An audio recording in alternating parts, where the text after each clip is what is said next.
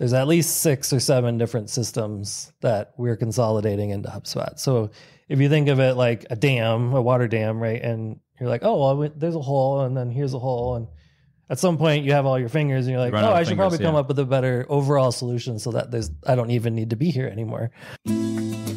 Welcome to RevOps Champions, a podcast designed for revenue professionals looking to advance sales and marketing initiatives through the role of RevOps within their organizations. In each episode, we feature leaders who are leveraging technology to drive operational efficiency, revenue, and improve the customer experience.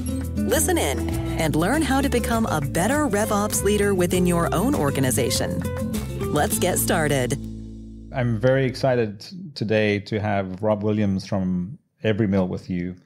So, Rob, my first question is, I'd like you to tell me Everymeal story, and if there was one particular event that sparked the start of Everymeal. And please go back as far as you'd like. Well, thanks for having me. It's fun to be here.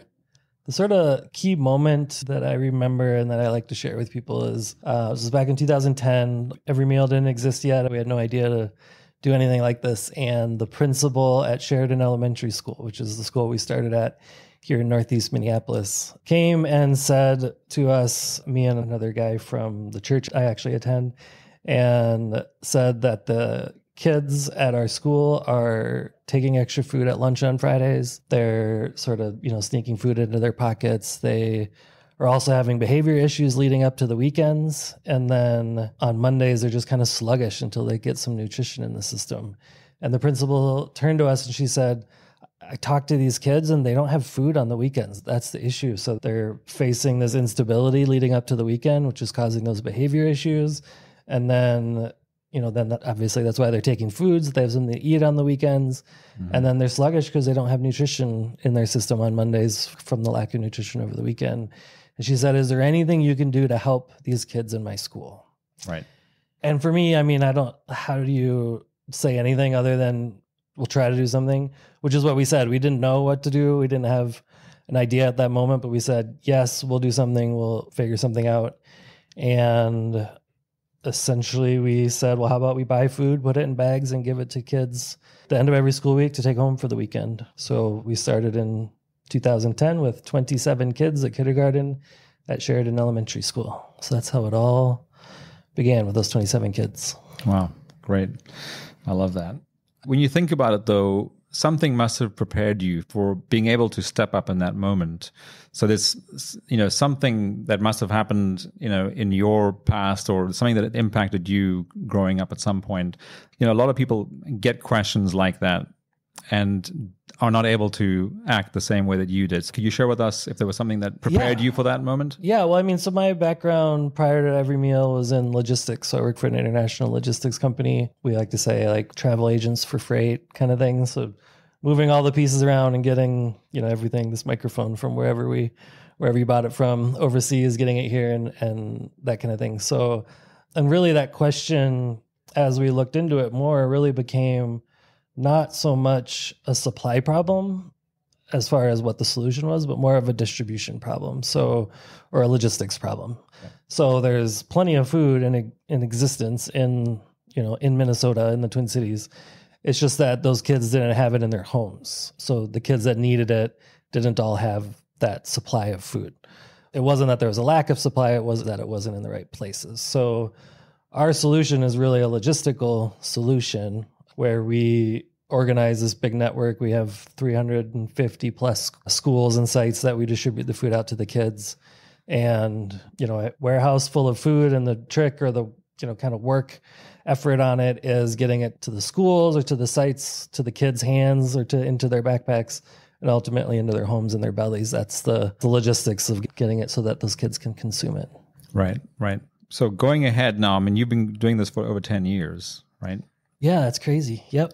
So, what has changed, from literally the very first school at Sheridan to where you are now? How many kids and how many schools are you impacting today? Yeah, so in 2013, we launched the nonprofit sort of separate from the project of the church. And that's when we started working in multiple schools. So I'm not going to remember the numbers, but it was something like the first year it was 8 and then 15 and Schools. schools, 40, 100, whatever. And now it's at about 350.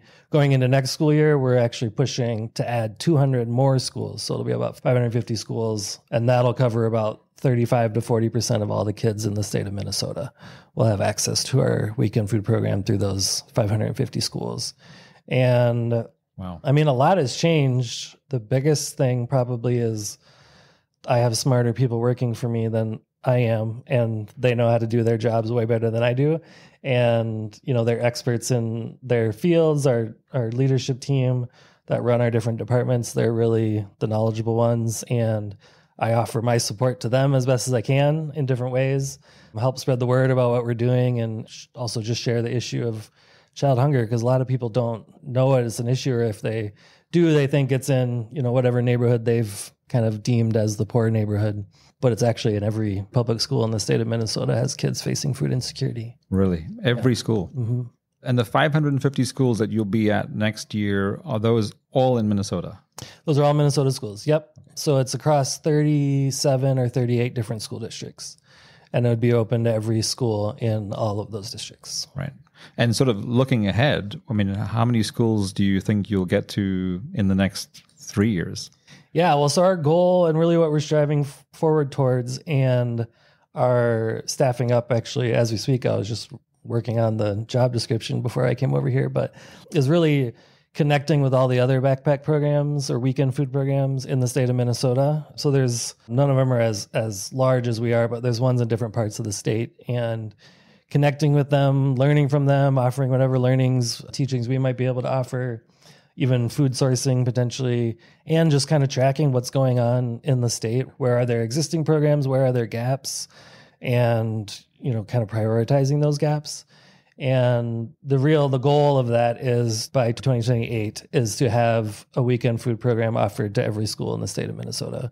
So if they want one, they have a weekend food program, and closing that weekend food gap across the state, not just through our organization, but through other organizations that are, they have the relationship in Mankato or something, and it makes sense for them to keep going, and there's no reason for us to take it over or anything. It's really about those kids and getting them a good, solid, nutritious food for them to take home for the weekends. Right. That is awesome. Going back to the beginning, and a lot of what you're still doing today is the backpack program. Yep. Right. So where, on Fridays you go and put some food in the backpacks of the kids who are going to be short of food, through the weekend. Do you do anything else other than the backpack program?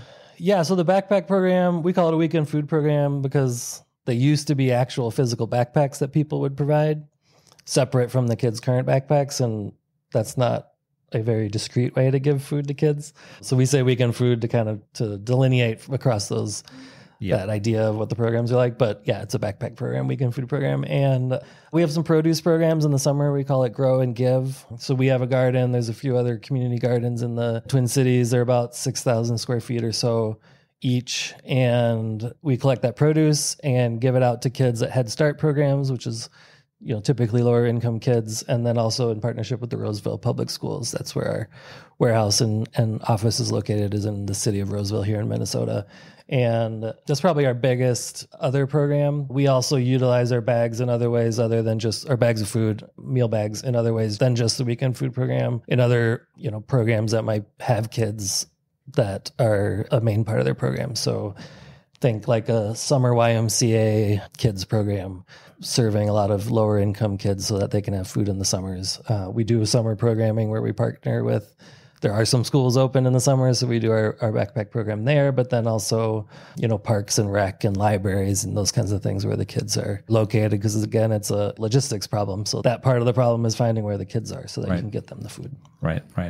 Yeah, I mean, it's such an amazing program, and you're impacting, so many kids. And of course, the number of kids and people that are being impacted is increasing every year, dramatically, which is so impressive.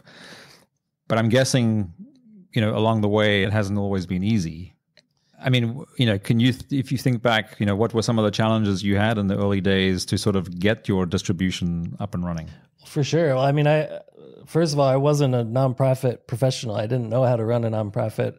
I barely knew how nonprofits worked. I didn't know what overhead was or any of that stuff. So there was a lot for me to learn. We hired our first employer other than myself in 2015. So there was a good 1.5, 2 years there before we had someone else on board. And I mean, a lot of it is, it's not the same as moving a shipping container on a train across the country, turns out. It's a lot more specific, as we hired, experts in logistics that were much more experts than I was. We put in tracking of our drivers. We have warehouse barcoding and specific menus, and someone that just buys the food. We buy almost all the food we provide. We have a dietitian on staff that makes sure the food has a good nutritional quality and value. But it's just there's a lot of moving parts. It's at its base, it's still very simple. We're buying food, putting it in a bag, and getting it to the kids. But there's a lot more involved in that in the scale that we're at, right? So, scale is a big component of that. It's not that hard to buy food for 27 kids and put it in a bag. It gets a lot more complicated when there's 10,000 kids or 15,000 or more. And that's why you have to hire good people that are smarter. At least that's what I did. I agree completely. I mean, when you're scaling any organization, people is going to be the first place. You got to do that. Yep. And I guess we'll get into other ways to scale maybe in a little bit too. But one of the things that was so impressive at the recent open house that you did that we were all able to attend was, also looking more specifically around the different types of food that you're delivering to different communities based on their ethnic or religious, situations. Yep. And again, how that further complicates the logistics, because again, you want to make sure you're delivering the right types of food to the right types of people, that it's kind of food that they're comfortable with and that they want to eat. So can you tell us a little bit more about how complicated is that with the different types of food and the different diet people need? Yeah, for sure. The food we provide, or I would say everything we do, is only as good as the food that we provide to the kids and families. So it doesn't matter how good our logistics is if the food gets home and it tastes bad and the kids don't eat it, or if they eat it, it has no nutritional value. It's only as good as what is in that meal bag. Is that a metric that it's not really a metric, but you say that at the end of the day, if the food is not good and it's not going to be eaten, then nothing else matters. It's just a waste of time. Yeah. So is that something that is kind of guides your team every day? For sure. Yeah. And so we focus on, one of our sort of mantras is what's best for the kids and how does that should influence all of our decisions. So, which is why we do taste tests of the food, which is why we make sure there's a nutritional value. There are metrics of, pounds and bags and sites and all that stuff, which only doesn't mean anything unless what you're actually doing programmatically. That's all the food. Yeah, that's all secondary. Good. All of that exists for that moment when the kid gets the food. Yeah. So if that moment when the kid gets the food, that food's bad for whatever bad is, it's not going to be as helpful to them. Yeah. Then there's no reason to do the other things. Sure. Because those are all there for that moment. Yeah. So we provide what we say is good food, which we define as nutritious, delicious, and relevant. So nutritious, we have a dietitian on staff that I mentioned, so she tracks all these complicated nutritional things that I didn't even know existed. And then nutritious, delicious, so we want it to taste good, right? So if the kids have something really nutritious, but they don't eat it, then that's not that helpful. Mm-hmm. And then, so we do taste tests and buy only certain brands of our food. We buy 99% of our food so that we can track that nutritional value and that delicious value. And that's all tracked in our logistics system on the item of food and then the brand or the source, I should say, because they switch brands sometimes, even though it's the same thing. Right, and, that's the sort of a quality rating of that food. And then you mentioned what we would say is relevancy. So the nutritious, delicious, and relevant. So if the food gets home to a kid, but say they're a recent immigrant and they don't understand what mac and cheese is or something, so they won't eat it, then that's not that helpful, right? It's just a box that they don't know what to do with. Yeah. So the relevancy of having food that the kids and families are used to and that they are, know how to prepare and are normal parts of their diet is a big component or effort of ours. So there's that cultural relevancy, but then there's also situational relevancy. So if the kid, say they're couch hopping, their family's couch hopping, or they're, homeless or transient or mobile situation, giving them a bag of dried rice isn't helpful because they don't have access to a kitchen. Yeah, they don't have time to cook or a place to cook that. So then we also have a bag type where it's more like ready to eat food, where you don't need a kitchen to prep the food. But at the same time, another family, say, a Latino family might really want the rice, and that's really great for them. And so that relevancy is, those two families side by side in different situations. It's not equal. So I say every meal isn't equal. Yeah. So when we track the pounds, I could give out a whole bunch of, ramen noodles or something and track all that, and it would be super cheap, really inexpensive, and almost no nutritional value, but we could do a lot more. Sure. But that more is only as good as the food. As I mentioned, it's only as good as the food nutritional value at the end of the day. Yeah. Yeah. That is so amazing. Not only are you doing this incredible work, but you're making sure that the recipients of the food are really enjoying it. Obviously, then makes them even more grateful. Back to the, how you've scaled. It's one of the stories that I heard at the open house was how prior to COVID, you were delivering about 5,000 meals a week. Yep. So we're doing about 5,000 to 6,000 meal bags a week. And then COVID hit in March of 2020. This feels like so long ago. Wow. And the schools closed in 3 days. Right. The governor announced it on a Sunday, I think it was March 15th. And they had to be closed by Thursday. Most of them didn't even open again. And so immediately, for food access for low-income kids, the biggest source of that food or nutritional access is those meals at school. Lunches or breakfasts now is a big thing, snacks, and even some opportunity for some dinners here and there, depending on different qualifications. And that was removed from them almost overnight. Yeah, right. Yeah. And schools aren't set up to be home delivery food programs, or they weren't. There was a big movement to doing more fresh food on site and not doing the, TV dinner kind of thing that was super big in the 80s and 90s. Right. And so the food quality at a lot of the schools was significantly improving, and they had salad bars and all this great food at the school, and then all of a sudden can't come to the school anymore. So they had nothing. And they had to try and switch over, and the school districts and the staff there have done amazing, doing all they can to get that to work. But part of our role was we are made to do that, for that delivery or distribution to the kids in a way they can take the food home. And so we stepped up in a big way, providing about 25,000 meal bags. So I don't know what that math is, 4 times, right? 4 times more. 4 times, yeah. Basically the next week. And what we did in the next 3 weeks is essentially empty our warehouse of all the meals that we had, and ended up in that school year doing about 2.7 million meals, which is different than meal bags, so it gets a little confusing. So each bag has more than one meal in it, but we did so as far as meal bags, we did over 600,000 meal bags that went out to the kids in school year 2019, 2020. Yeah. And then same last year. So the 2020 and 2021 school year, we also did about 550,000 meal bags that actually went out to the kids. Which is, and compared to 2019, I bet that was a huge increase. Before that, it was not that many. Like, if I do the math in my head, around like 180,000. Okay, so bags so 4 to 5 times more. Yeah. Yes, yeah. And so how did you suddenly come up with 4 times the volume of food? Well, luckily, so that December, right before COVID, everything closed in March, we had just finished and then started tweaking our investment in our inventory system, which is demand planning of the food menus. So normally in the past, we'd have a spreadsheet.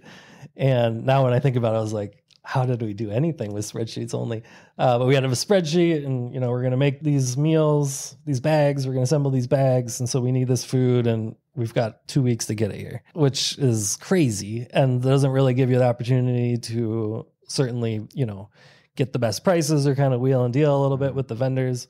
Yeah. Certainly doesn't allow you to buy in bulk, because we're not looking 4 weeks ahead. We're just looking 2 weeks ahead. So in 4 weeks, we might need the same stuff, but we're not thinking about that yet because it's a spreadsheet. It doesn't. Yeah. We want it to think for us, not for us to have to do the thinking. So investing in NetSuite is our logistics system and financial system. And so we put in demand planning, warehouse management, so barcoding and bins in the warehouse and everything. We have delivery routing. So the routes actually the system that tells you where to go or what deliveries to do in what order, and based on traffic and everything, and then tracking the drivers and everything. So we had just put that into place in December. And then we're like tweaking it January, February. And that was huge. We would not have been able to do that otherwise. Yeah, I don't even know how we would have been able to handle that. So, and we have one of our values is relationships, and the importance of building those and retaining those and investing in those.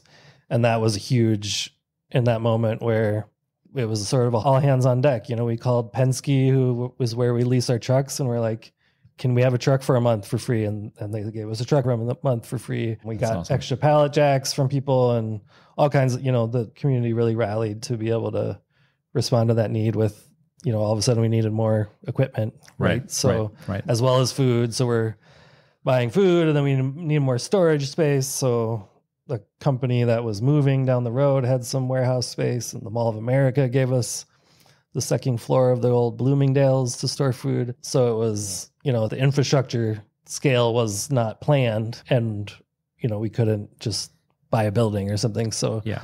So you had a lot of help, but obviously your team, they stepped up big time. Oh yeah. Because they had to do essentially produce 4 times the amount of food.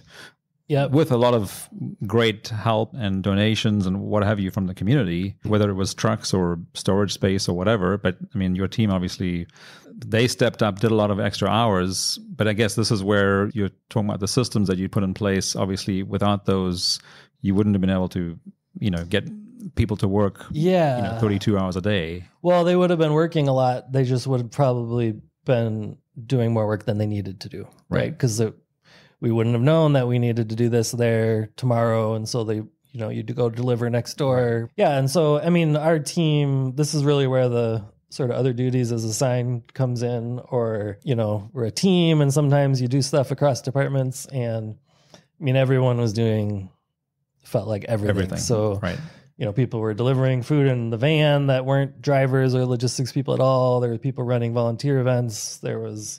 We were all out there, cleaning everything with disinfectant spray and every day. And yeah, I think our team, our leadership team, and everyone else, on our whole team is amazing. And, to work at a nonprofit, which is, less pay and all that, you could probably make more if you go to businesses.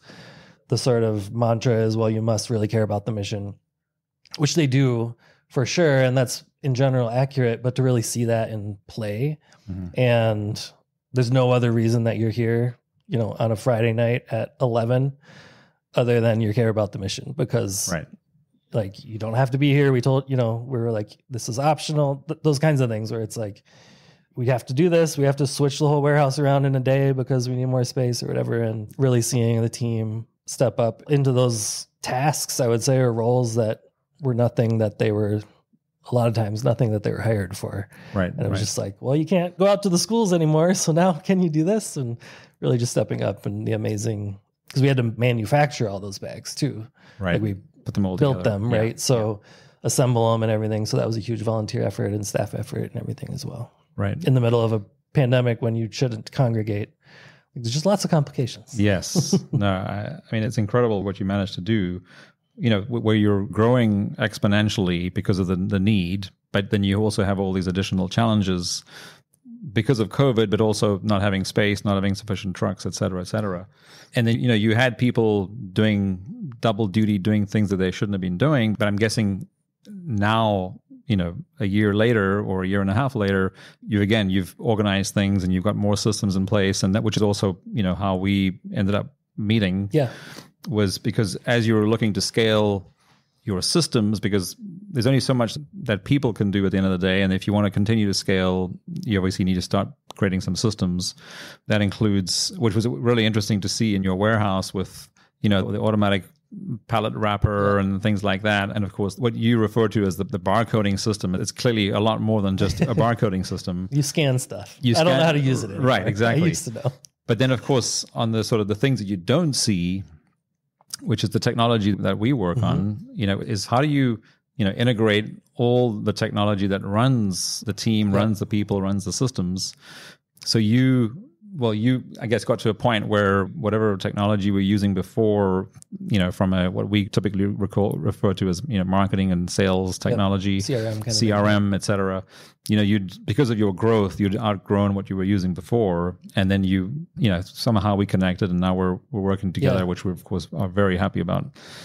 And how do you feel that technology is going to help you to continue to scale on the numbers that you shared earlier, where, you just, to go from 350 to 550 schools just in the next year, that's the kind of growth that any for-profit business would want to see, never mind, a nonprofit growing at that speed.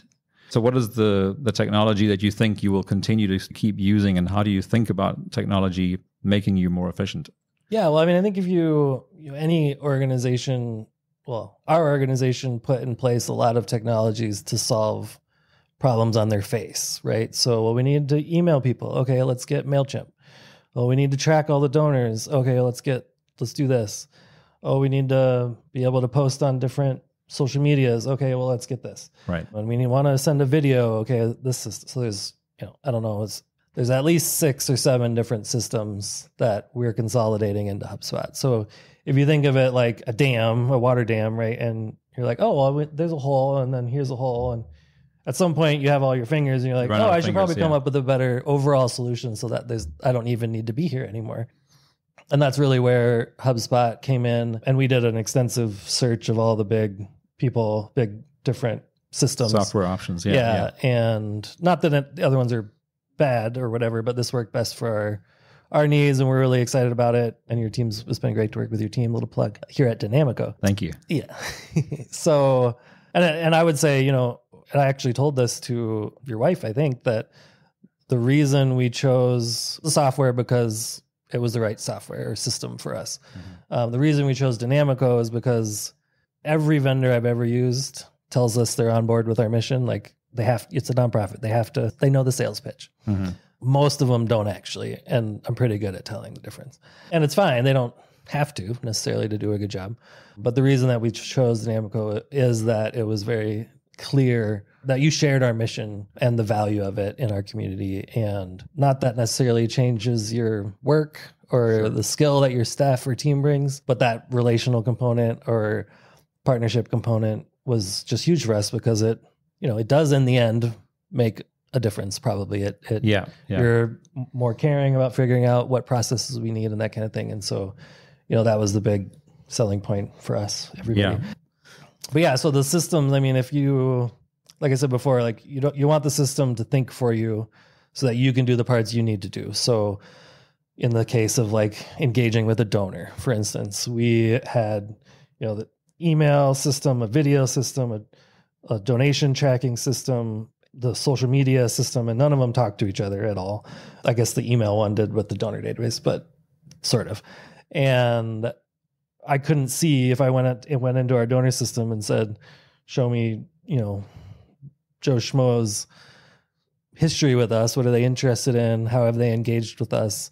I wouldn't have that. Right. I'd have to go into the email and try and find them if they're in there and be like, oh, it turns out you didn't click the thing. No one actually, they're not even they're not getting our emails for the last 4 years because no one knew that. Like, they just didn't get over there. Right. And those kind of things. So making it so it's clearly understanding, what are the interests of donors, who are interested. It's like, we've been mailing this person for 7 years. They've never replied and never opened any of our emails. Maybe we should leave them alone. Right. And that's really the big thing for us, is really being able to engage with what we would say constituents, or because they're not really customers for us. Sure. Our constituents, our contacts, our volunteers, our donors, our partner organizations that we work with. And it's really hard to do that when you don't know who they are. Right. And they will have different needs. And so with our for-profit clients, we call that customer experience. Yep.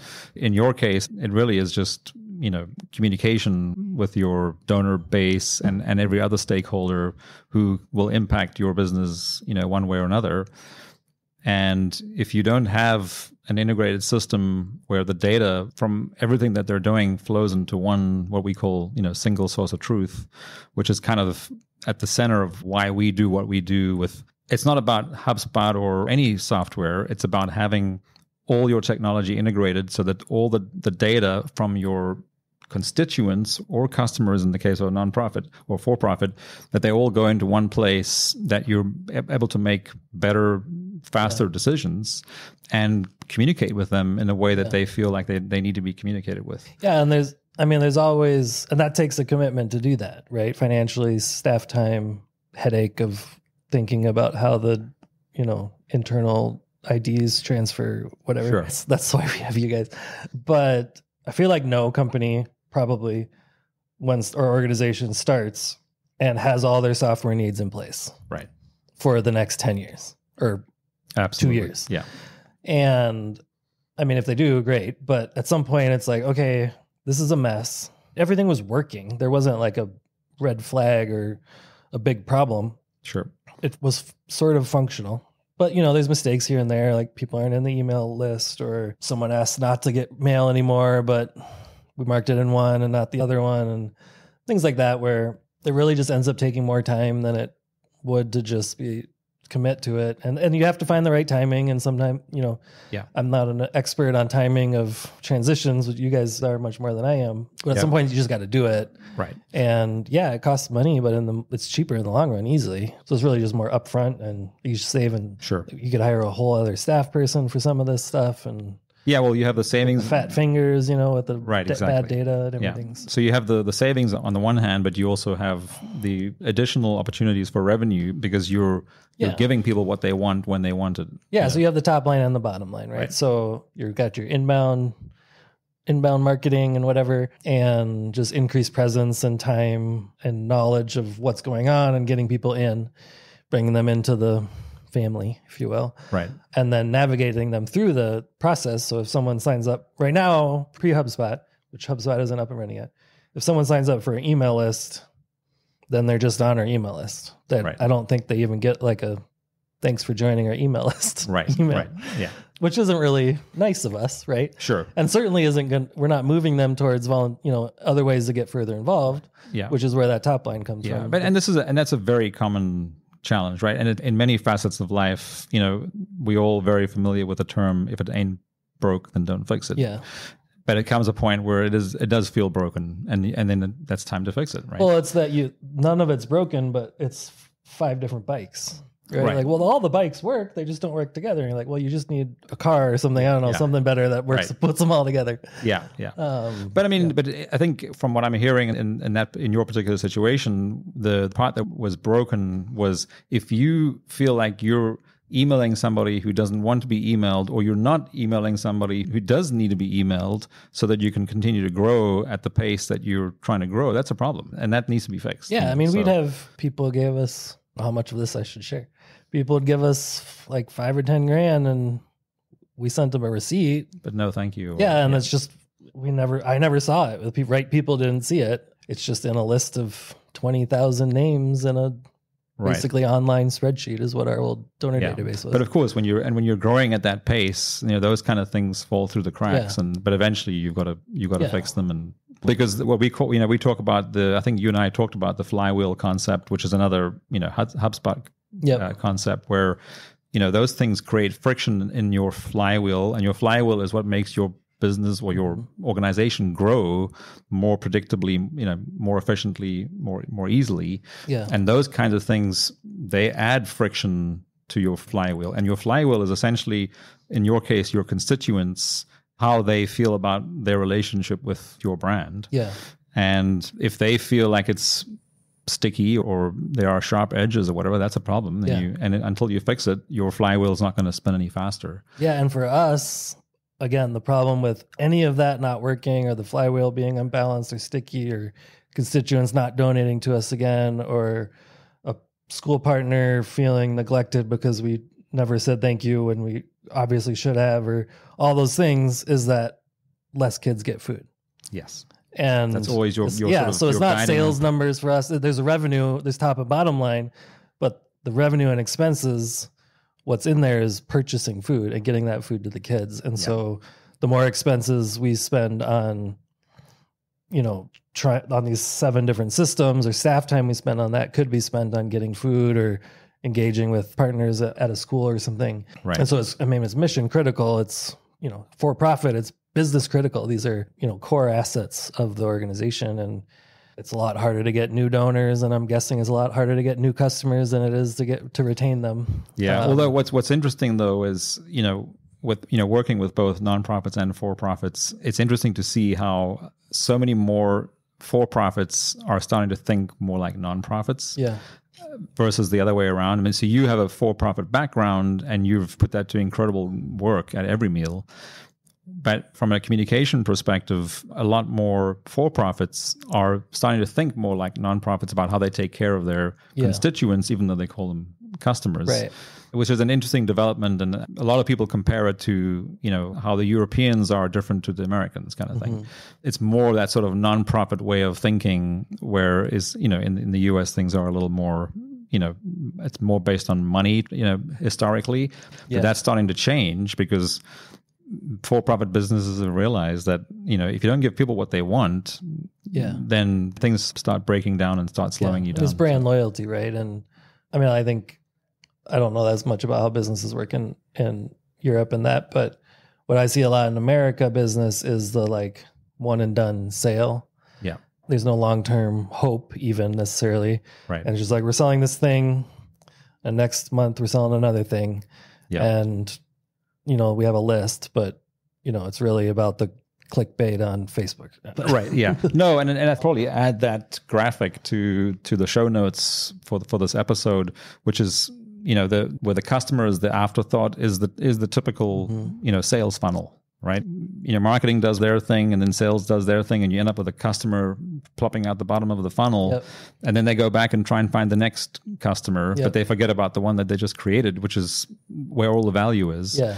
And that's like the moves management and right. that kind of thing. Yeah. And that's, so in HubSpot ecosystem, we talk about the fact that the funnel is dead, and we have to think about the flywheel, because the center of the flywheel is the customer or the constituent, and your organization moves around them. Yeah, for sure. I'm glad you mentioned that, because I'm going to add that to the show notes. And then thanks also for your, for what you said earlier about how you decided to work with us in addition to HubSpot, because I think a lot of people, well, there are two things there. And, I didn't want to say anything when we first started talking to Every Meal, because, I'm a member of the Minneapolis Rotary Club.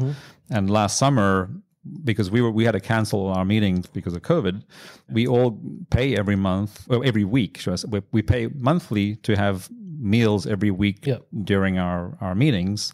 But of course, we weren't having our meetings, and we got together and said, well, what are we going to do with the money that otherwise for lunch? And somehow we connected with you, and you actually came and spoke to our Rotary Club. But I didn't want to make that connection because I didn't want that to kind of muddy the waters, as it were. Yep. But I'm glad that it worked out, because I saw what you were doing through my Rotary experience, and how we were able to do our little bit through the Rotary Club to help you last summer by diverting those funds from our own lunches to the kids, which is huge. And that's what I was saying. Like in the middle of this pandemic, you all could have just said, "Well, then I don't have to pay for breakfast or lunch," right, and gone on with your business. But someone said, on with your life, but someone said, "Hey, what about?" How can we make a difference with this? Yeah. So, and again, your timing obviously was, because you needed to come up with a solution. Yeah. So you obviously reached out to all kinds of organizations, and you've already mentioned some of them. And we were, fortunate to be one of those, and we were, able to pivot really easily and divert those funds. And we were really happy that we did. But then the other thing that you mentioned was how you decided on HubSpot. But then you also realize that, which is still a huge misunderstanding for many organizations, is that, the software is just one part of the solution. We like to say it's about a tenth. The other 90% is how you actually build that system so that it does what your particular organization needs it to do. Right. And there's still a lot of misunderstanding about, why don't we just buy HubSpot and we'll plug it in and upload our data and it's fine. And we'll get all the benefits. But the reason that HubSpot started their partner program, almost 10 years ago now, was because they realized that if they had people who knew HubSpot really well implementing it for their customers, businesses and nonprofits, it would be far more successful, and they would keep those customers for a lot longer. Yeah. And it's been a great opportunity for us, but there's a huge value add that we bring to our clients who are then also, HubSpot customers. For sure. Yeah. Well, I mean, that's where those one-off, those 5 bikes or whatever our analogy is of the 5 different systems. I think we had 7 that combined into HubSpot. I can set up MailChimp because all it does is email. Right. Basically, I mean, it does other stuff, but those one-off ones that only do one thing and don't talk to each other, yeah, you can set it up yourself for the most part. Right. Because they're simple and do one thing. Yeah. If you can set it up yourself, it's probably not really worth this consolidation effort or money because it's not consolidating. You can't, I guess maybe you have a HubSpot expert on staff or something. So there's always exceptions, but for the most part, like if you want it to be powerful, like it can be, you have to have people who know how to set up the powerfulness of it. Yeah. And the intricacies and, we have a unique way of how we engage with our school and partners and, how do we track that in a way that will work in 5 years from now, and in a way that also tells us that if someone's works at this school, but also is a donor and a volunteer, and gets this email, like how do we know that's even the same person? Right. So versus, I call a donor, I'm like, thanks for your gift. How did you hear about us? And they're like, oh, well, I work at Sheridan School. And you're like, oh, I've worked at the school for 10 years, and you've been doing it since we started. And not that solves all those problems, but certainly higher visibility to what people are doing and being able to understand more of who our constituents or customers are and how to engage them in the ways they want or leave them alone or whatever. I mean, that's what we do so we can feed the kids. So. Yeah. Yeah. Well, and of course, then the other thing is that we all know that, if you think back 5 years, the technology that you could have used and that was available at that time is very different to what's available now. Right. And in 5 years, it's going to be different again. Sure. It continues to evolve. And we were actually talking about it earlier, right? How, we both kind of like what evolution does, for us. That was about sleeping in beds. And exactly. Right. But I think there's a lot of similarities in evolution of all kinds. And we all know that from a technology perspective, the opportunities that technology brings, obviously there are some dark sides to that as well if you let that happen. But we're focused on using technology the same way that technology, if you go back 100 years or 1,000 years, whether it was, going from the Stone Age to the Iron Age, that was technology. Yeah. We adopted it as humans because it made our lives better and easier. Yeah. And we'll continue to do that. We don't have to, but we choose to do that. And that's a big part of what we believe. And we also believe that the complexity of technology, it's been ridiculous for how it's changed in the last 20 years, but it's not going to slow down. Right. And we need to be there to stay ahead of it because we know that the businesses and organizations that are our clients, there's no way for them to be able to keep up with that. So we are sort of their eyes and ears keeping up with the changes in technology so that when they need a problem solved, we can bring in the technology solution because we know what's working today. For sure. Yeah, exactly. Awesome. So Rob, thanks again so much. I want to sort of end with one question that's not necessarily related to either Every Meal or us. Sure. And that is, what is your favorite hobby outside of work? Ooh, I'm a bit of a handyman, so I like to fix things, and I finished our kitchen and my sister's kitchen and my mom's kitchen. Oh, wow. I make them buy me the tools is how it works. Okay. So then I get a lot of nice tools. It's like, well, if you paid someone to tile your floor, so we have to pay them like $5,000. So all I want is this $150 saw. Right. So it's a good deal for them. But that's sort of my side thing. Do you have like a handyman.com kind of where people can get hold of you? I don't know. No, it's not a paid handyman. I'm not good enough for that. But yeah, so and I've got 2 kids. I've got a 4-year-old and a 7-year-old. And so, playing with them and rolling around and trying not to get too hurt on the floor with them because they're pretty rambunctious. But awesome. Yeah. So you're a handy guy. Yeah. You watch YouTube videos enough. You learn how to do stuff. So right, exactly. And then, Rob, did you have any other questions for me in closing? I don't think so. I appreciate the opportunity to be here and to share some, and I appreciate the work that your team's doing with my team and with the setting up the HubSpot, and that is already impressive. And I'm looking forward to being fully implemented and up and running in like a month now, I think. And yeah, it's just fun to be here and share some about the Every Meal story and what we're doing. If listeners or viewers want to learn more, they can go to everymeal.org. We also have Facebook and Instagram and those kind of things for those so inclined. Right. And we'll be adding those links as well in the show notes. And, again, from my side, it's Every Meal is one of the most incredible organizations that I've come across. So I urge you to go out there and check them out and see the amazing work that they're doing and that you've just heard Rob talk about. The fact that you can impact, thousands of kids, and this is just in one state currently. But I think what you're probably doing at the same time is creating a model for other, organizations in other states to do similar things. So I think the power and the value of what you're doing will go way beyond what you think you're currently doing, which is awesome. So thank you for that. Yeah, we hope to continue to evolve and impact more kids as well. Yeah, I have a feeling you might do that. Yeah. Rob, so thanks again. Yep, thank you. Thank you for checking out this episode of RevOps Champions. This show is powered by Dynamico, a HubSpot consulting firm, helping businesses level up the technology systems that power their ability to scale. If you enjoyed what you learned in this episode, make sure to follow RevOps Champions wherever you listen to your favorite podcasts. Or visit RevOpsChampions.com to get immediate access to all of the latest episodes.